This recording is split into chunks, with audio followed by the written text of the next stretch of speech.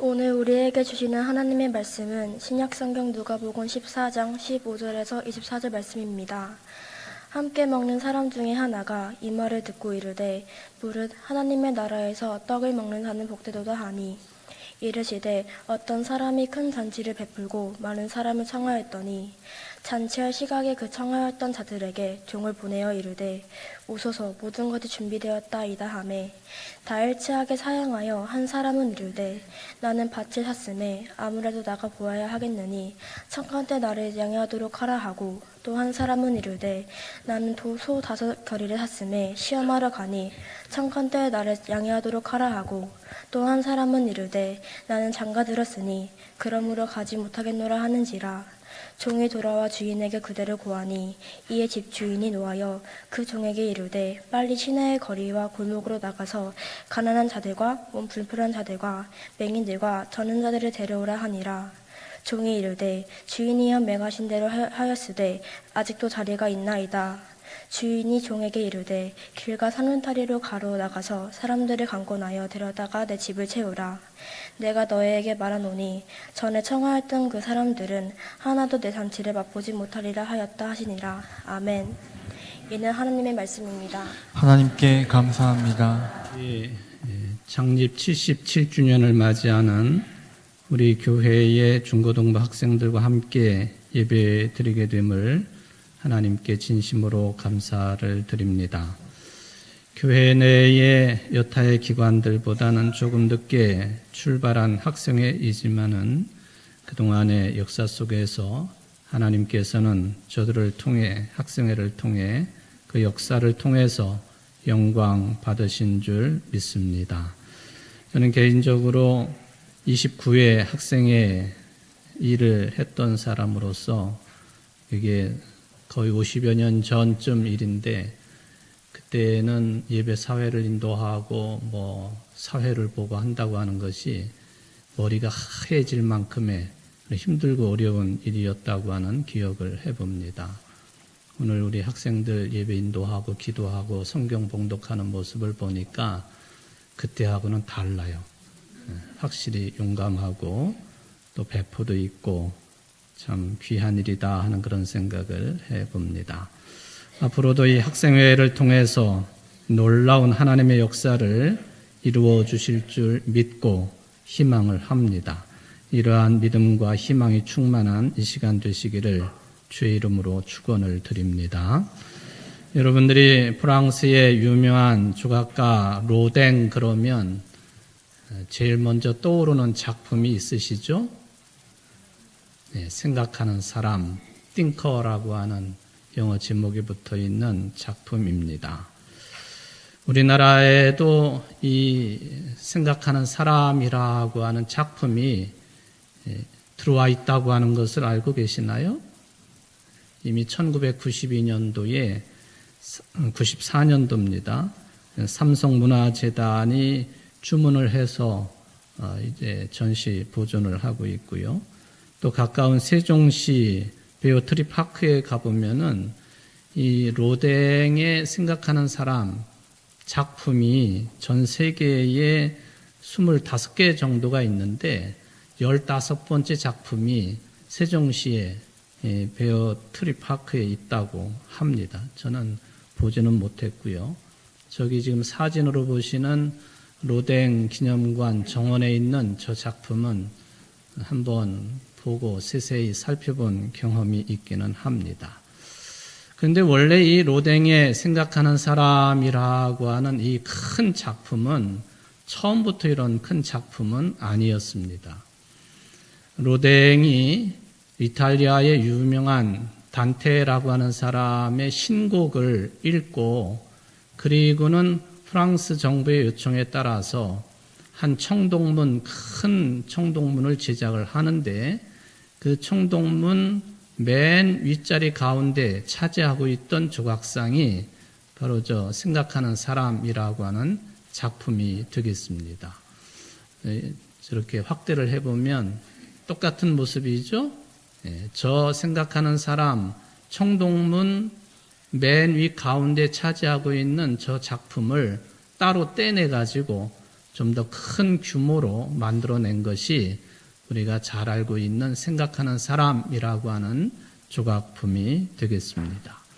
바로 로댕이 단테의 신곡을 참고하고 그리고 저 청동문 이름이 지옥의 문이라고 하는 이름을 가지고 있는데 저기에 저 작품을 조그맣게 조각을 해 놓은 것이고 또 따로 이제 큰 작품을 만들어서 전 세계에 25점이 흩어져 있다 하는 것이죠. 심지어는 로댕이 죽은 다음에도 이 작품들이 제작이 되어서 또 배포가 되었다고 하는 것을 알 수 있습니다. 그 틀이 남아 있으니까 그 틀에 주물을 부어서 만들어내면 그게 로댕의 작품이 되는 것이죠. 여기 이제 이 생각하는 사람을 만들어낸 근거가 된 이 단테의 신곡의 지옥의 문, 이 이야기를 좀 드려보려고 합니다. 신곡의 내용 가운데 가장 유명한 구절이 단테라고 하는 사람이 로마의 시인이고 또 평소에 존경을 했던 베르길리우스라고 하는 사람의 안내로 지옥을 보고 연옥을 둘러보고 또 천국을 체험을 하게 됩니다. 그런데 그가 둘러보는 지옥 입구에 이런 글이 쓰여져 있습니다. 여기 들어오는 너희 모두는 희망을 버려라. 이 말은 쉽게 말하면 지옥은 어떤 상황을 지옥이라고 하느냐? 희망이 없는 사회, 희망이 없는 세계, 희망이 없는 인간, 희망이 없는 공동체가 곧 지옥이다. 그런 개념으로 해석이 될 수가 있겠습니다. 그래서 단테가 지옥에 있는 이 사람들 왜 이렇게 고통스러워합니까? 하고 베르길리우스에게 묻자 그는 희망이 없기 때문에 그런 것이고 단지 다른 사람의 운명만을 부러워하기 때문에 그런 상황 자체가 지옥이라고 하는 베르길리우스의 대답을 듣게 됩니다. 판도라의 상자 또는 판도라의 항아리라고 하는 말도 자주 들으시죠? 그리스의 최고의 신이라고 할 수 있는 제우스 신이 판도라에게 항아리 하나를 줍니다. 절대 열어보지 말아라. 그런데 이 판도라가 이 항아리가 열고 싶어가지고 몸이 쇠약해질 정도가 되었습니다. 결국에는 판도라의 항아리 뚜껑을 열었습니다. 그랬더니 그 항아리 속에서 인간 세계를 이간질시키고 재앙을 불러오고 고통을 불러오고 하는 만악의 근원들이 계속 차 있다가 뚜껑을 여니까 쏟아져 나오기 시작을 했습니다. 그래서 인간 사회가 고통과 고난의 세계가 되었다. 거기에 시달리게 되었다로 그렇게 이야기를 합니다. 역시 우리 인간의 고통이 어디서부터 온 것이냐 하는 질문에 대한 일종의 답변이라고 볼 수도 있겠습니다. 이런 고난과 고통과 만악의 근원들이 막 쏟아져 나오니까 판도라가 깜짝 놀라가지고 항아리 뚜껑을 다 덮어버렸습니다. 그런데 아직 한 가지 나오지 않은 게 있어요. 마지막까지 자리를 지키고 있던 것이 있으니 그게 뭐였느냐 하면은 희망이었습니다. 희망. 근데 희망은 보지 못하고 뚜껑을 덮어버린 꼴이 되고 말았습니다. 이야기의 결론은 뭐냐?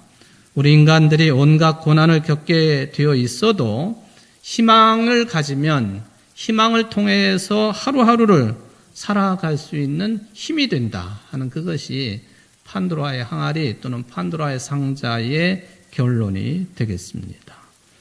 저는 참 험한 세상을 생활할 수밖에 없는 우리의 학생들, 젊은이들, 청년들, 우리 학생회가, 또 우리 신앙공동체인 청주제일교회가, 또 우리 인간들이 살 수밖에 없는 이 고난 가운데 삶이지만은 우리 세상의 삶이 희망이 있다고 하는 그런 소리를 통하여서 외침을 통해서 다시 한번 추스르고 또 살아갈 수 있는 힘을 얻는 우리 학생들, 우리 교회 여러분들의 삶이 되시기를 주의 이름으로 축원을 드립니다. 그런데 우리 인간들에게 절대적인 희망은 어디에서부터 오는가? 한번 따져보십시오. 어디에서 희망을 찾을 수 있겠습니까? 제가 목사이기 때문에도 그렇지만은 바로 우리 인간들에게 죽을 수밖에 없는 존재인 우리들에게 절대적인 희망은 복음 하나뿐입니다. 복음은 그럼 무엇이냐? 복음은 곧 예수 그리스도이십니다. 우리 모든 인간들의 죄와 죽음을 대신해서 고난받으시고 죽으셨다가 3일 만에 부활하신 그분 예수님을 그리스도로 믿는 그 믿음의 내용이야말로 또 은총으로 주어지는 구원이야말로 절대적인 희망입니다. 복음이 희망입니다. 예수님이 희망이십니다. 따라서 예수님의 몸인 이 교회가 희망입니다. 그리고 몸을 이루고 있는 지체들인 여러분들이 이 고난의 세계 속에서 희망 그 자체들입니다. 이걸 잃지 않고 놓치지 않는 여러분들 되시기를 바랍니다. 저는 이 희망의 복음을 오늘 말씀을 통해서 확인해 보겠습니다만은 그러나 일반적으로 볼 때에 우리가 세상을 살아가면서 그래도 인간이기 때문에 희망을 둘 수 있는 몇 가지 측면들이 있을 터인데 두 가지만 먼저 말씀을 드려봅니다. 하나는 배려할 줄 아는 존재라고 하는 것이죠. 배려할 줄 안다는 거예요. 또 하나는 공감할 줄 안다. 이 두 가지가 사람이 사람을 통해서 희망을 찾아낼 수 있는 유일한 것은 아니지만은 아주 실질적이고 구체적인 희망의 근거가 된다라고 하는 것을 말씀을 드립니다. 여러분은 보통 어떻게 살아가십니까? 내가 도저히 이해할 수 없고 익숙하지 않은 다른 사람들을 나 자신보다도 지적으로나 영적으로나 학문적으로나 지위로 보나 아래로 취급하는 경향성이 강하지 않을까요? 지역적으로 보면 서양 사람들이 동양 사람들을 대하는 태도, 판단, 생각, 이게 그런 모습을 가지고 있다고 이야기해도 틀리지 않겠습니다. 이렇게 자기중심적인 사고, 이것에 충만한 서양이었기 때문에 동양 쪽을, 동양 사람들을 이해와 타협의 대상이 아닌 정복과 보호의 대상으로만 여겼다고 하는 점 잘 드러나는 인류의 역사입니다. 그건 지금도 비슷하게 벌어지고 있습니다. 예를 들면은 현재 영국의 프리미어 리그에서 훌륭한 선수 생활을 하고 있는 손흥민 선수가 있지 않습니까? 요즘에 좀 신체적으로 어려움을 겪고 경기에 잘 나오지는 못하고 있습니다만은 세계적인 선수입니다. 본인이 부정하고 아버지가 부정하고 해도 세계적인 레벨의 선수인 것은 분명합니다. 그럼에도 불구하고 영국의 관중들 가운데 보면은 손흥민 선수를 향해서 보여주고 있는 말투, 행동 거지들이 있습니다. 양눈을 이렇게 찢어 보인다든지 원숭이 모양을 한다든지 이게 다 동양 사람들을 비하하는 모습들이에요. 눈이 적은 동양 사람들을 이렇게 비하하는, 이렇게 원숭이로 비하하고 배려할 줄 모르고 공감할 줄 모르는 이 배려와 공감의 능력의 부재에서 오는 현상은 언제까지 계속될는지 저도 잘 모르겠습니다. 예수님께서 말씀하신 것처럼 기뻐하는 사람들과 함께 기뻐하고 슬퍼하는 사람들과 함께 슬퍼할 줄 아는 것이 인간으로 하여금 인간되게 하는 아주 중요한 요소라고 하는 것을 사람들은 자주 잊어버려요. 타인의 고통과 아픔 그리고 기쁨마저도 함께 누리고 나눌 줄 아는 것, 이것이야말로 인간다움. 일부분이지만은 하나님의 형상이 뭐냐라고 할 때에 하나님의 형상대로 우리 인간들이 지음받았다라고 할 때에 우리들이 배려할 줄 알고 공감할 줄 알고 이게 하나님의 형상의 전체는 아니지만은 매우 중요한 일부가 되고 있다. 이것을 우리는 늘 기억을 해야 됩니다. 다음 주일이면은 우리 교회 창립 120주년입니다. 교회는 소박하지만 그러나 아주 의미 있는 예배와 행사를 열심히 준비하고 있습니다. 우리 교회 설립자가 미국의 북장로회 소속 민노아 선교사님이시라고 하는 것 잘 알고 계시죠? 이분을 우리 충북 지역에서는 뭐라고 평가하느냐? 충북 선교의 아버지라 그렇게 부릅니다. 그 핵심적인 역할을 감당한 교회가 청주 제일교회입니다. 청주 제일교회를 청주 선교부의 센터 교회로 만들어 놓고 그리고 청주, 충북, 더 나아가서는 대전까지 복음을 전하는 일에 37년 동안 그 역할을 잘 감당하신 분이시기 때문에 충북 선교의 아버지라고 하는 평가를 받고 있습니다. 저는 궁금하게 생각을 해요.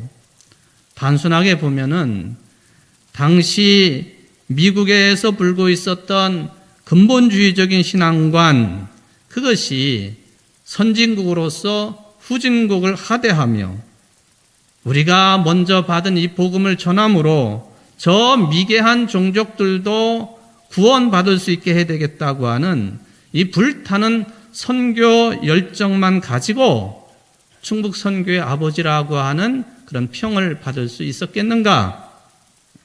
물론 그것도 영향이 없었다고 말하기는 어려울 것입니다.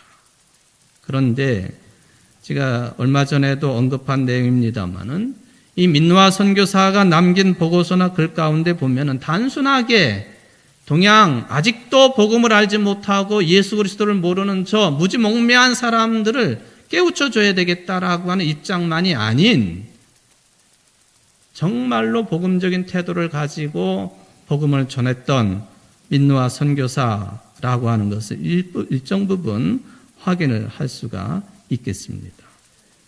다시 한번 이 내용을 제가 전해드립니다.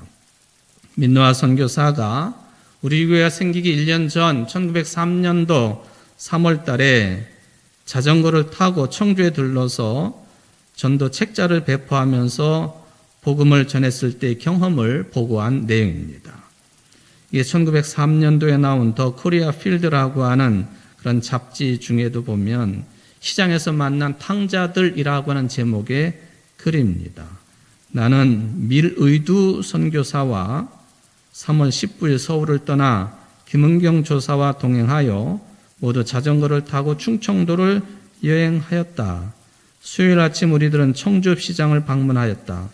우리들은 탕자의 비유와 그에 대한 해설과 적용을 적은 소책자 2,000권을 가져갔다. 이 중 600권은 시장에 도착하기 전에 배포하였다. 나는 이 시장에서만큼 소책자를 요구하는 것을 본 적이 없다. 조사와 나는 거기서 같은 경험을 한 적이 있는데 그때 그곳을 지날 때는 장날은 아니었다. 미르이드와 한국인 김은경은 군중들을 피해 돌다리를 가로질러 그 옆에 뛰어내렸다. 나는 소책자를 원하는 손들에 의해 거의 밀쳐지는 상황임에도 불구하고 나는 호리타우스처럼 다리 위에서 꼼짝 않고 있었다. 한 떼거리들이 지나갔을 때 나는 빈 두 손을 들었고 군중들로부터 빠져나왔다. 그 이전에도 청주를 방문한 경험이 있겠습니다만은 바로 여기에 나오는 돌다리가 우리 교회 바로 옆에 붙어 있는 석교예요. 석교에서 전도 책자를 들고 전도를 할 때 그 경험을 기록해 놓은 보고서 내용입니다. 나는 이 시장에서만큼 소책자를 요구하는 것을 본 적이 없다. 그렇게 표현합니다. 그만큼 청주 사람들은 외형적으로 보면은 양코쟁이죠. 양코쟁이 선교사가 전하는 전도 책자를 거부감 없이 받아들였다고 하는 것을 체험적으로 기록해 놓았습니다. 저는 이것이 우리 청주읍 사람들, 외국 선교사들, 거리감이 있을 수밖에 없는 외형이고 말투고 그럴 터인데 저들에 대한 호감과 배려와 공감의 능력이라고 해석을 해 봅니다. 이러한 공감과 호감과 배려의 체험이 있었기 때문에 민노아 선교사는 그 다음해인 1904년 옛날 집원으로 말하면 여기가 남문노일가 154번지인데 여기서 300보 좀 더 시내 쪽으로 들어가 보면 남문노일가 194번지에 일본인이 운영하는 오등상해에 딸려있는 초가 6칸을 그것을 마련을 해서 우리 청주교회를 시작을 하게 됩니다. 그리고 이 청주 충북당에서 37년 동안 선교 활동을 하면서 충북선교의 아버지라고 하는 그런 호칭을 얻게 되었습니다. 저는 이런 모습들을 보면서 오늘 두 번째 부른 찬송이 있습니다만은 제가 특별히 외부 행사 나갔을 때 자주 택해서 부르는 찬송입니다. 어두운 죄악길에서. 이 가사 내용 그대로가 그때 청주 은민들에게 적용이 된 것이고 민노아 선교사는 거기에 감동 감화를 받고 40년 가까이를 선교 활동을 한 것으로 저는 파악을 합니다. 이미 한번 불러보셨습니다마는 1절만 다시 한번 불러보면서 가사 의미를 생각해 보도록 하겠습니다.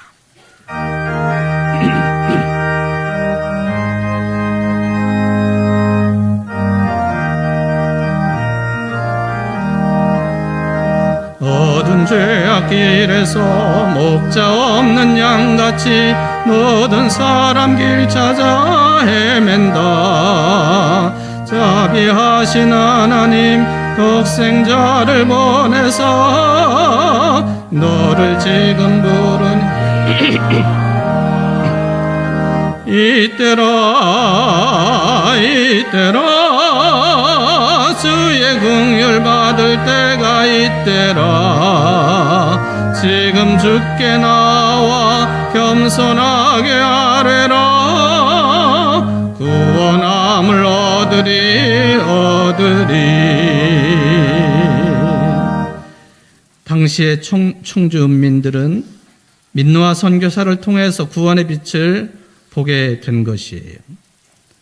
어두운 죄악길에서 목자 없는 양같이, 지도자 없는 양같이 모든 사람들이 길을 잃고 헤매고 있을 때에 자비하신 하나님께서 복음의 사도, 선교사를 보내주셨고 은민들을 부르니 은민들이 주께로 나오게 되었다. 이때라 주의 긍휼 받을 때가 이때라. 지금 주께 나와 겸손하게 아뢰라. 구원함을 얻으리. 이게 순전한 복음의 정신이옵시다. 우리 교회가 이 복음을 받아들여서 형성된 것이고 이 복음을 지난 120년 동안 열심히 전한 흔적들이 우리 주변에는 교회의 모습으로 성도들의 모습으로 또 완전하지는 않지만 이루어지고 있는 하나님의 나라 형성으로 확인이 될 수가 있겠습니다. 오늘 본문 말씀 그런 차원에서 너무나도 잘 알려진 내용이죠. 어떤 사람이 큰 잔치를 베풀고 많은 사람들을 초대했습니다. 마태복음에 보면은 이 잔치가 왕이 베푼 자기 아들의 결혼 잔치였다고 밝혀놓고 있습니다. 그런데 성경의 복음서에만 이런 내용들이 등장하는 것이 아니고 여러분들이 잘 접하지는 못하겠습니다만은 이 제자인 도마가 남겨놓은 복음서라고 알려져 있는 도마복음서 64에도 이런 기록이 남아 있습니다. 예수께서 가라사대 한 사람이 손님을 받고 있었다. 그가 만찬을 준비한 후에 손님들을 초청하기 위해 종을 내보냈다. 그 종이 최초의 사람이 가서 그에게 말했다. 저희 주인께서 당신을 초청합니다. 그 사람이 말하였다. 몇몇의 상인들이 나에게 빚을 지었습니다. 그들이 오늘 밤 나에게 오기로 되어 있습니다. 나는 가서 그들에게 상환의 지시를 해야 합니다. 죄송하지만 만찬을 사양할 수 있도록 해 주십시오. 그 종은 다음 사람에게 갔다. 그리고 그 사람에게 말하였다. 저희 주인께서 당신을 초청하셨습니다. 그 사람이 종에게 말하였다. 나는 방금 집을 하나 샀습니다. 그래서 하루 동안 볼일을 보러 가야 합니다. 저는 시간이 없을 것 같습니다. 그 종이 또 한 사람이 가서 그 사람에게 말하였다. 저희 주인께서 당신을 초청합니다. 그 사람이 종에게 말하였다. 나의 친구가 결혼합니다. 제가 그 피로연을 마련해 주기로 되어 있습니다. 저는 갈 수가 없습니다. 죄송하지만 만찬을 사양할 수 있도록 해 주십시오. 그 종이 또 한 사람이 가서 그 사람에게 말하였다. 저의 주인께서 당신을 초청합니다. 그 사람이 종에게 말하였다. 나는 최근 큰 농장을 하나 샀습니다. 그래서 소작류를 거두러 가야 합니다. 저는 갈 수가 없습니다. 죄송하지만 사양할 수 있도록 해 주십시오. 그 종이 돌아와 주인에게 아뢰었다. 당신께서 만찬에 초청하신 분들은 모두 사양할 수 있도록 해달라고 요청했습니다. 그 주인이 종에게 말하였다. 길거리로 나아가서 네가 만나는 누구든지 만찬에 올 수 있다고 하면 데리고 오라. 거래인들과 상인들은 나의 아버지의 자리들에는 들어가지 못하리라. 여러분, 비교해 보시면 복음서 마태복음, 누가복음에 나오고 있는 혼인잔치의 비유, 또는 열처녀의 비유, 이런 것들과 충분히 비교가 되는 도마 복음서의 내용이 되겠습니다. 특히 오늘 본문에 보면은 주인이 초청을 하는데 한 번 초청하는 것이 아니라 두 번째 초청을 합니다. 첫 번째 초청은 일찍이 우리 집에 이런 잔치가 있으니까 오겠소 말겠소? 가겠습니다.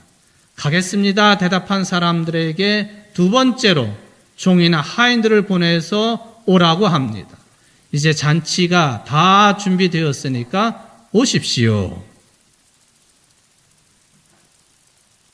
마태복음에 보면은 초대받은 사람들이 오지 않습니다. 다른 사람들을 그들에게 보냈다고 기록을 합니다. 그런데 누가복음에 보면은 잔치에 오기를 사양한 사람들에게 다시 다른 사람들을 보내서 데려온다 하는 언급을 비교해 볼 수가 있겠습니다. 누가복음에서만 유일하게 두 번씩 초청을 한 것으로 기록을 합니다. 그런데 초청받은 사람 가운데 밭을 새로 산 사람, 소 5개리를 새로 산 사람, 막 결혼한 사람이 있었습니다. 이 잔치는 참 큰 잔치예요. 주인은 많은 사람들을 초청했습니다. 누가에 따르면 초청을 받았다고 하는 것, 어떤 특별한 사람들에게만 초청받은 것이라고 보여질 수도 있지만 그게 아니라고 하는 것이 누가복음 기록의 특징입니다.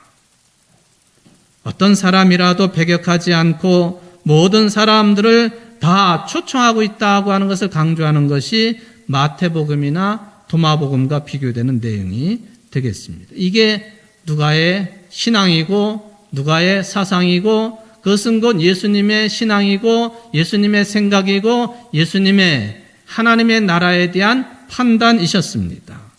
그러니까 특별하게도 세리나 죄인들, 이방 사람들이 초청에 포함이 됩니다. 예수님께서는 죄인, 세리, 이방인들을 위해서도 하늘나라가 활짝 열려 있다고 천명을 하시는데 복음서 중에서도 누가라고 하는 사람이 예수님의 이 정신을 가장 잘 받아들였다고 평가할 수가 있겠습니다. 초청에 거절한 사람들 이유를 한번 생각해 보십시오. 이유가 되는 것인지 핑계가 되는 것인지. 땅을 산 사람, 땅 사기 전에 다 살펴봐야 되는 거예요. 나한테 이익이 될 만한 땅인지. 그런데 초청을 받고는 땅 보러 나간다고 하니 핑계입니다. 소를 새로 샀습니다. 5결이 10마리를 산 거예요. 부잣집이에요. 소를 사기 전에 이빨을 살펴보고 다리를 살펴보고 털 빛깔도 확인해보고 눈빛도 확인해보고 소를 사는 것이 일반적이지요. 그렇지 않고 소를 이제서 살펴보러 간다? 핑계입니다. 막 장가간 사람, 한참 전에 초대를 받았는데 그 사이 어느새 벌써 1년이 지나고 2년이 지나서 결혼할 사람이 생기고 정혼을 했고 집을 다 마련해가지고 부인을 맞이할 만한 잔치가 베풀어졌나요?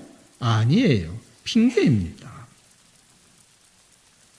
예수님의 이 비유를 듣고 있던 청중들 웃었을 거예요.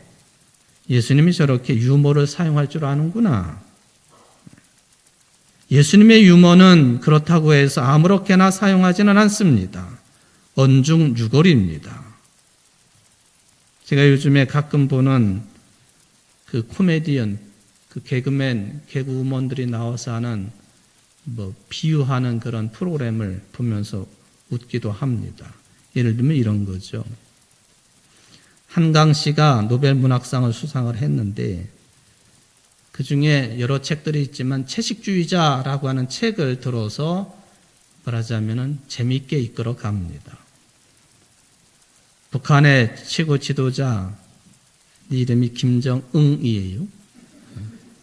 그의 딸 김주앵이 나와가지고 개그를 합니다. 내래이 공산주의, 사회주의란 말은 들어봤어도 채식주의란 말은 처음 들어본 것이라요. 이렇게. 그랬더니 그 딸이 하는 말이 우리 북한 인민들은 모두 다 풀만 뜯어먹고 있기 때문에 모두 다가 채식주의자들입니다. 그렇게 답변을 해요. 안 우시잖아요, 이렇게. 그게 언중유골이에요, 언중유골. 북한을 빗대고 있고 또 우리나라를 어떻게 비교해보는 예수님의 이 유머 사용이 그런 차원이다. 완벽하게 같지는 않지만 저는 그렇게 생각을 합니다. 누가 들어도 이게 그럴듯한 핑계, 훤히 들여다 보이는 그런 핑계를 대고 있다. 그러니까 예수님이 그걸 잘 알고 계시는 거예요. 핑계를 대고 있는 것을 알고 있는 사람들에게 앞뒤가 맞지 아니하는 그런 핑계를 대게 함으로 청중들을 웃게 만드셨다. 그런 이야기죠. 잔치주인은요, 화가 났습니다. 자존심도 상했습니다. 이미 오겠다고 말했던 사람들로부터 큰 모욕을 당하게 되었습니다. 그런데 이 주인은 그걸로 끝나는 사람이 아니었습니다. 매우 관대한 사람이었습니다. 그래 다른 사람들을 초청합니다.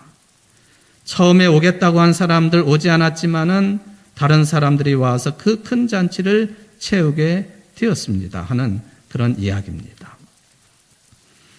제가 신학대학을 다닐 때에 여름방학만 되면은 모교회니까 청주제일교회 와가지고 어린이부, 성경학교, 중고등부 수련회, 청년부 수련회, 대학부 수련회 많이 따라다니고 선생도 하고 그랬습니다. 어느 해에 여름 성경학교를 다 마치고 수고하신 선생님들을 장로님 한 가정이 초대를 하셨습니다. 다 고인이 되신 분들이라 제가 누가 될까봐 이름을 거명하고 싶지는 않지만 거명하겠습니다. 그분이 누구냐 하면은 우리 부대 구현직 목사님의 사위 되시는 엄평호 장로님. 그 부인이 누군지 아시죠? 구영순 권사님. 다 돌아가신 분들이에요. 수고하신 선생님들을 당신의 집으로 초대를 하셨습니다.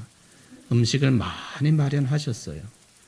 그때만 해도 여름 성경학교 수고한 교사들 숫자가 20명이 훨씬 넘을 때인데 정작 거길 가보니까 온 사람들은 10여 명 조금 넘는 숫자였어요.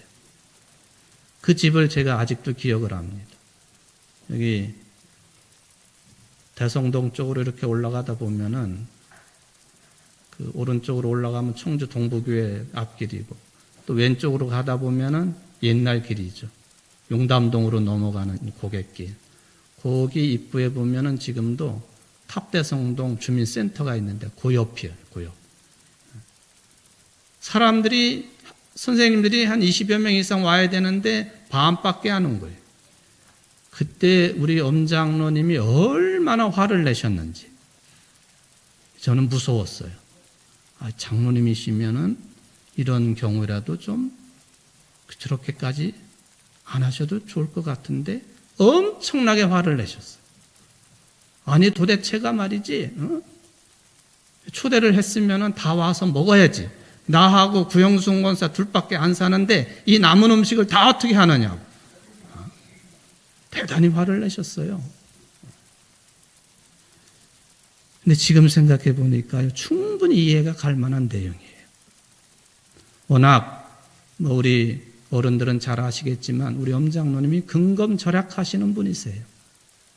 그리고 음식이 많이 남으면 그걸 어떻게 처리하겠습니까?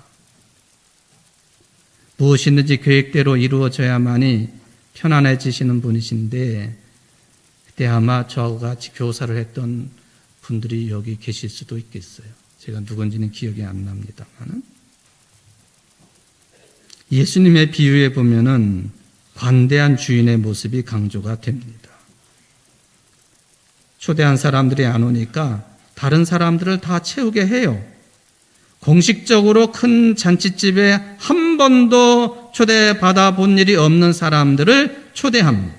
버림받은 사람들이죠. 세리, 죄인, 나그네들. 핵심이 뭘까요? 이런 비유가 강조하는 것은요, 하늘나라는 복음 정신은 누구에게나 열려 있다는 거예요. 그게 핵심이에요. 바리새인이나 에세네파 사람들이 생각한 것처럼 제한된 자리가 아니라는 거예요. 누구에게나 열려 있는 자리, 누구에게나 열려 있는 시간, 누구에게나 열려 있는 구원의 은총, 그게 복음이라. 예수님께서 그것은 식탁의 비유를 통해서 우리에게 강조하셨다라고 볼 수 있는 것이 오늘 본문의 내용이 되겠습니다. 이러한 식탁의 정신이 가장 극명하게 드러나는 자리가 시간이 뭐냐? 성만찬이에요. 세례받은 사람들은 누구나가 다 떡이나 포도주를 공평하게 받을 수 있는 시간, 성만찬이죠. 앞에 있는 사람이나 뒤에 있는 사람이나 나이 많은 사람이나 적은 사람이나 남성이나 여성이나 지위가 있는 사람이나 없는 사람이나 많이 배운 사람이나 그렇지 않은 사람이나 누구나가 다 그리스도 안에서 세례받은 사람들은 예수님의 몸과 피를 받을 수 있도록 한 평등의 식탁 공동체가 성만찬이에요. 최고죠. 마르틴 루터가 비텐베르크의 종교개혁을 일으키고 지금은 루터하우스라고 이름이 붙어져 있는 그 집에 수많은 사람들을 초대합니다. 지금도 거길 방문을 하면 식탁 공동체가 이루어졌다고는 흔적이 남아 있습니다.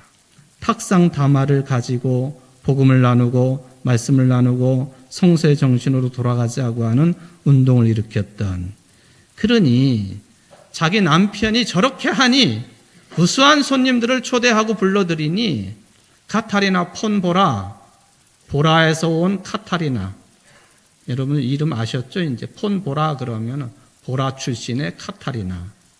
마르틴 루터 부인이 얼마나 고생을 많이 했겠어요. 우리 집사람처럼 수없이 사람들을 불러들여요. 먹이고. 그러니까 카타리나가 그냥 그 집에서 맥주를 잘 만들어가지고 판매를 해요. 채소도 가꾸고. 식탁 공동체, 환대의 자리. 요즘에 세계 시민의 윤리로서 부각되는 단어가 있다면 환대예요. 난민들, 이주민들, 이런 사람들을 조건 붙이지 아니하고 다음 시간을 기대하지 아니하고 무조건적으로 환대하는 것, hospitality라고 하는 이것이 요즘의 시민사회의 중요한 단어예요. 갑자기 밀려 들어와요. 뜻하지 않게 일어나는 사람들을 받아들이는 것. 계획에도 없어요. 내 취향에 맞는 동질의 모임이 아니에요. 놀랄 수밖에 없어요. 변화를 기대할 수밖에 없는 그런 환대가 우리에게 필요하다는 것이죠. 처음 계획했던 사람들 다 거부를 당했지만은 계획이 흐트러지고 그 자리에 가난한 사람들, 난민들, 거리를 지나던 아무나 참여하게 되었습니다. 이게 진정한 의미의 환대요, 하늘나라요 복음 정신입니다. 우리는 이러한 초대가 아니라 환대에 익숙해져야 된다. 그 말씀을 드립니다. 예수님이 말씀하십니다. 너희를 사랑하는 자를 사랑하면 무슨 상이 있으리요? 무슨 상이 있으리요? 환대를 하면 환대를 받습니다. 모든 사람들이 경계나 차별도 없이 평등한 식탁에 앉아서 행복한 식사를 하는 것, 이게 복음 공동체요, 하늘나라 공동체요, 우리가 꿈꾸는 희망입니다. 우리 교회는 120년 동안을 이 일을 끊임없이 꾸준하게 해온 신앙 공동체라고 하는 것을 믿으시기를 바랍니다. 지난 10월 25일 우리 곁을 호련히 떠난 욕도 잘하고 연기도 잘하는 한 분이 계세요. 이분이 보니까 푸른나무 교회라고 하는 교회의 집사님이시더라고요. 그분이 간증을 합니다. 내가 하나님을 진지게 알았더라면 얼마나 좋았을까. 그분 동영상은 아니지만 그분의 육성을 한번 들어보실까요?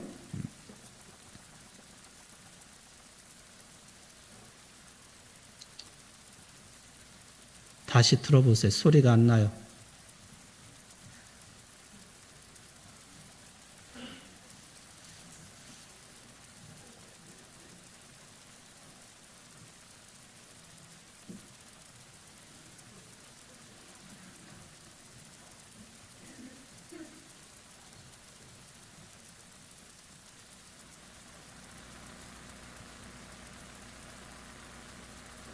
네. 1부 때는 들었는데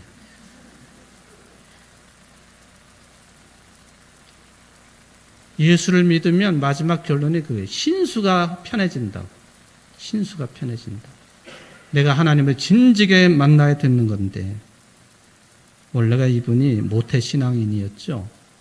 그랬다가 다른 종교에도 들어갔다가 결국에는 김혜자 선생을 통해서 믿음을 가지게 되고 간증까지 하게 되는 그런 삶을 살게 되었다.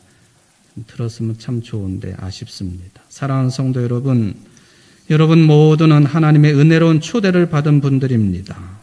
하나님은요, 급박하게 사람들을 초대하십니다. 급박하게. 이때라. 내가 복음을 듣고 그것을 받아들이고 구원받을 이때라. 급박합니다. 우리 교회가 급박하지 않나요? 급박하지요. 초대하십시오. 종처럼, 하인처럼, 청지기로 주인의 명을 따라서 복음을 들고 초대하는 것. 오늘날 우리에게 주어진 귀한 사명인 줄 믿습니다. 다음 주일이 그런 계기가 되는 복된 주일 되시기를 주의 이름으로 축원을 드립니다. 자비하신 하나님 감사를 드립니다. 우리 교회가 지난 120년 동안 이런 초대와 환대를 계속 이어온 교회입니다. 그 복음의 정신 놓지 않도록 하시고 잊지 않게 하시고 그래서 하나님께 영광을 돌려드리고 주의 몸된 교회가 가득 차는 잔치자리가 되게 부족함이 없는 이 교회가 될 수 있도록 다음 주일을 사용하여 주시고 우리들을 사용하여 주옵소서. 예수님의 이름으로 간절히 기도하옵나이다. 아멘.